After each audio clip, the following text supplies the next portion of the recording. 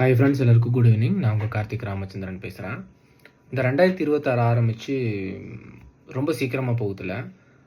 ஜனவரியில் பார்த்தீங்கன்னா ஒரு பெங்குயினோட கதை, பிப்ரவரியில் பார்த்தீங்கன்னா நம்ம பஞ்ச் ஒரு மங்கியோட கதை, இப்போ மார்ச்சில் தன்னோட ஓனரை தேடி ஒரு நாய்களோட கூட்டம் பயணித்த கதை, அப்போ ஏப்ரலில் அது நம்மளோட கதை. அது என்னன்னு கேட்டிங்கன்னா, ஏப்ரல் 2026 நடக்க போகிற சட்டமன்ற தேர்தலோட கதை தான் நம்மளோட கதை.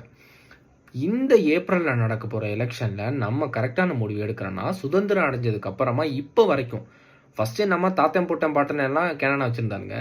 அப்புறம் நம்ம அம்மா அப்பாவை அடிமையாக்கி முட்டாளாக வச்சுருந்தானுங்க.